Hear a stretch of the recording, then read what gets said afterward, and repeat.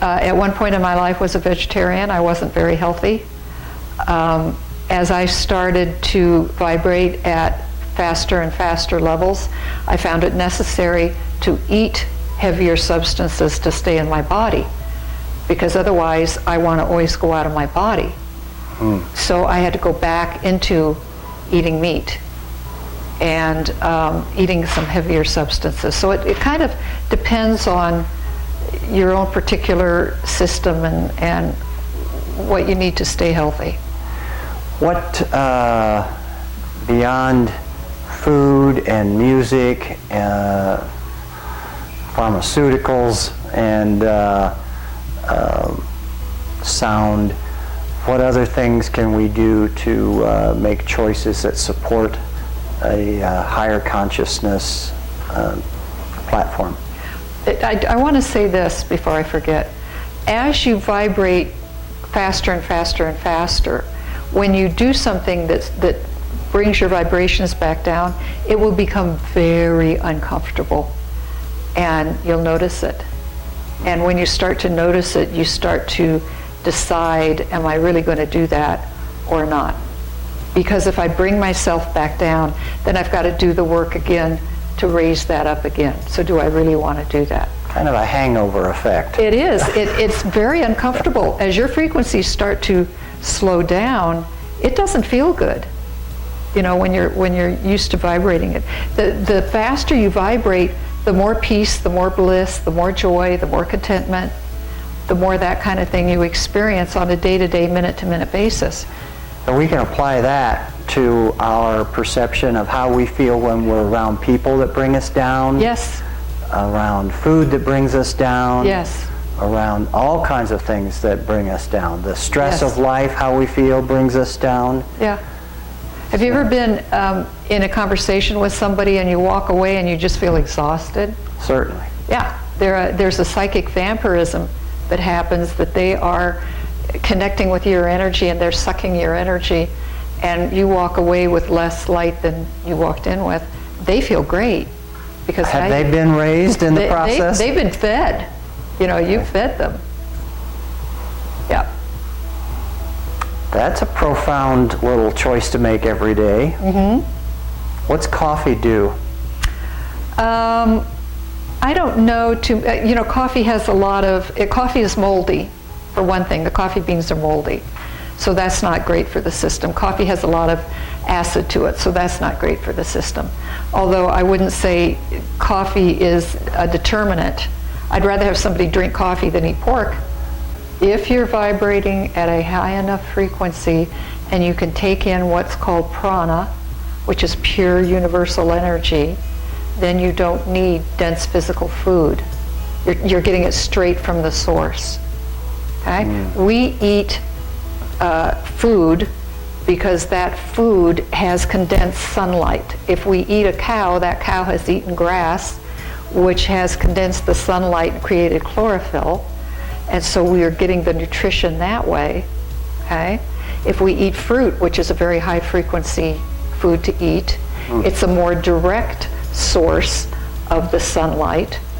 But if you can just pull in the pranic energy, which is the universal energy, then you don't need a secondary source. You take it directly. And that happens as a result of a higher consciousness, being in a higher frequency. Although not every realized enlightened person can do that or does that.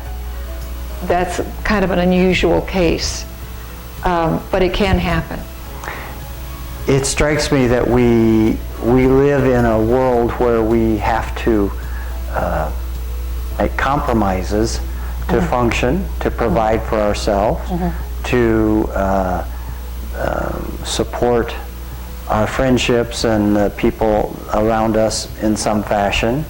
And so, as I'm understanding what you're saying, our frequency is higher sometimes and lower sometimes.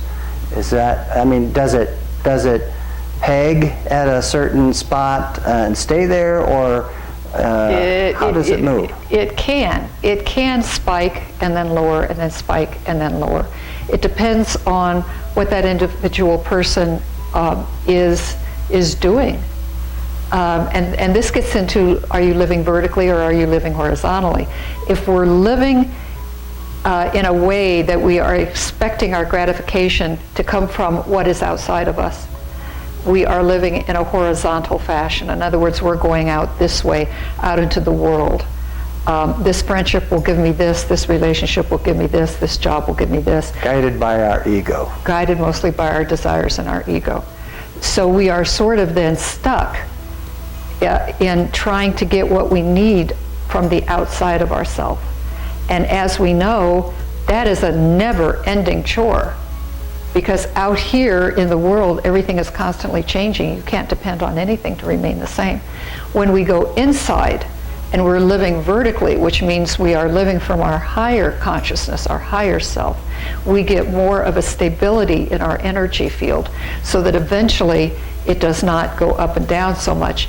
It is like this. But we also have to make the changes to keep that energy consistent. We have to make the choices that allow for that energy to be consistent. The gurus and the Indian holy books talk about the awakening of the Kundalini. And the Kundalini, which is that energy at the base of the spine, when it starts to open, will go up and then down, and then up and then down, and then up and then down. And it has to consistently stabilize at the level of the heart before it stops that activity. Once you stabilize at the level of the heart, it will not fall. But until then, it will go up and down. So if someone really wants to raise their frequency and their vibration and their consciousness, they have to make choices about what is important to them. Is it more important out here? Is it more important in here? Because depending on out here, you will not stabilize that high frequency. You will not be able to attain or keep that high level of consciousness. It's like some of the people that attain wealth and they're still not satisfied, still not happy. They could have whatever comforts they want. Sometimes doesn't mean that we shouldn't aspire to wealth, I guess, but it's in that horizontal continuum and will not be totally satisfying. Well, if you want wealth and you go after wealth, then you have to do things out in the world to create that and then to keep it and then to worry about keeping it and then what are you going to do with it? You know, all of that. And that's going to take, probably most of your attention. You might do some good things. You might do some charity work with it. You might help people, all of that. But that is at the level of the mind, body, personality. That is not at the level of the higher consciousness. So a vertical mindset, what values would the vertical-minded person have? Well, you would not really, I would say it's not a mindset. If you're living vertically, then it's an energetic practice. It's an energetic, it's not so much connected with the mind. The mind is concerned with living horizontally. The mind is concerned with what is outside of yourself. Heart set would be a better description. Would be yeah. Okay. Yeah, better description.